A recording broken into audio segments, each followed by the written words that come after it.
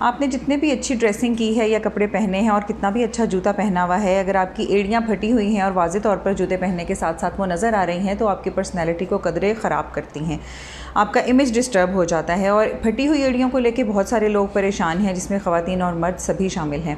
ज़्यादातर फटी हुई एड़ियों का मसला हमें देखने में मिलता है हाउसवाइफ्स में, जो कि अपनी केयर बिल्कुल नहीं करती या बहुत कम करती हैं। वर्किंग वुमेन काफ़ी हद तक फटी हुई एड़ियों से निजात हासिल कर लेती हैं, कुछ ना कुछ करके, घर में टोटके करके या किसी भी किस्म की मेडिसिन इस्तेमाल करके। तो फटी हुई एड़ियों के बारे में पहले हम जानते हैं कि क्या वजूहात हैं जिनकी वजह से यहाँ से स्किन फट जाती है। अस्सलाम वालेकुम, skin care by doctor Ayesha Geass में आप सबको खुशामदीद। मैं ये आपको बताती चलूँ कि पाकिस्तान में अपनी नौयत का ये पहला और सबसे बड़ा स्किन केयर चैनल है, जहाँ पे कौमी ज़ुबान में आपको ना सिर्फ जल्द की मुख्तलिफ बीमारियों के बारे में आगाही दी जाती है, बल्कि लेटेस्ट ट्रेंड्स और मुख्तलिफ किस्म के स्किन प्रोसीजर्स के बारे में भी आगाह किया जाता है। इसके अलावा मंथली लाइव सेशन में आपकी मुलाकात होती है हर महीने की पहली इतवार को मुझसे, यानी डॉक्टर आयशा गियास से बराह रास्त, जिसमें आपके सवालों के हम जवाब देने की कोशिश करते हैं। अगर आपने अभी तक हमारे चैनल को सब्सक्राइब नहीं किया है तो सब्सक्राइब का बटन दबा दीजिए और अपने फैमिली एंड फ्रेंड्स के साथ शेयर भी करें, ताकि हमारा ये नेटवर्क ग्रो करे और बहुत सारे दूसरे लोगों तक भी हम इस इन्फॉर्मेशन को लेकर पहुंच सकें। मैंने अपने एक्सपीरियंस में जो पेशेंट्स को देखा फटी हुई एड़ियों को, तो ज़्यादातर वो पेशेंट्स थे जिनका पानी का इंटेक बहुत कम होता है, पानी बहुत कम पीते हैं और वो ओवरवेट हैं। ज़्यादा वज़न होने की वजह से एड़ियों के ऊपर बहुत ज़्यादा वज़न आ जाता है और उसके बाद वहाँ पर जो फ़ैट पैड होता है, कुदरती तौर पर अल्लाह ताला की तरफ से वज़न आने की वजह से वहाँ से फ़ैट साइड्स के ऊपर मूव करने की कोशिश करती है और ऊपर आने वाली स्किन को वो चीरे आने का या फिशर्स बनने का या फटने का बायस बनती है। बेसिकली फटी हुई एड़ियों का प्रॉब्लम ड्राइनेस से स्टार्ट होता है, यानी खुश्की से। तो चेहरे की तरह बाकी जिस्म की तरह एड़ियों की स्किन या पाँव की स्किन को भी मॉइस्चराइज़र की ज़रूरत होती है।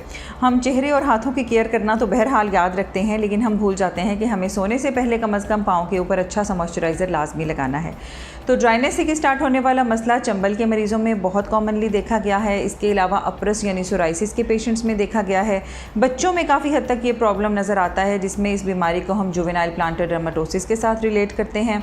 इसके अलावा कुछ पामो प्लांटर केराटोसिस या इससे मिलते जुलते मसाइल होते हैं, जिनको मेडिकल की टर्मिनोलॉजी में हम पामो प्लांटर केराटोसिस बोलते हैं। उनमें भी पाँव की एड़ियाँ फटने का मसला काफ़ी हद तक नज़र आता है। कभी कभार ये प्रॉब्लम दूसरी बीमारियों के साथ जुड़ी हुई होती है, लेकिन मोस्टली ये सेपरेट ही नज़र आती है। तो फटी हुई एड़ियों के लिए आप कर क्या सकते हैं? घर में रहते रहते भी काफ़ी काम कर सकते हैं और इसके अलावा आप मेडिकेटेड क्रीम्स भी अप्लाई कर सकते हैं। सो पहले बात करते हैं घर में रहते रहते आप फटी हुई एड़ियों के लिए क्या काम कर सकते हैं। आई एम श्योर हर घर में सिरका यानी एसिटिक एसिड तो होता ही है। तो आप पानी में सिरका डालें इस तनासुब से कि जैसे अगर आप 4 ग्लास पानी इस्तेमाल कर रहे हैं पाँव को डुबोने के लिए, तो उसमें कम से कम आधे से आधा ग्लास यानी 1/4 ऑफ अ ग्लास सिरका आप डाल लें।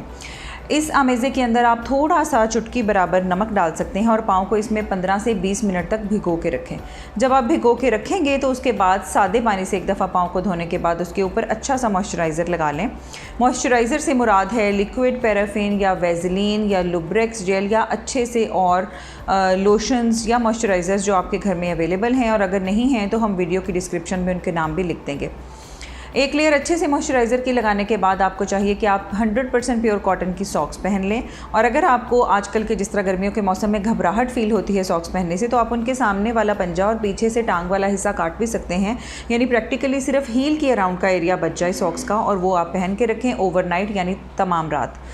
तो ये सब करने से हफ्ते में कम से कम 3 से 4 दिन अगर आप ये अमल दोहराएंगे तो आपकी एड़ियाँ बहुत सॉफ्ट और बेबीश हो जाएंगी। मेडिकल की फील्ड में कुछ ऐसे कंपाउंड्स हैं, कुछ ऐसी ऑइंटमेंट्स या जेल्स हम बनवाते हैं जिनके अंदर सैलिसाइलिक एसिड, यूरिया और दूसरे केराटोलिटिक एजेंट्स हम डालते हैं, जिनकी वजह से फटी हुई एड़ियों का मसला हल हो सकता है।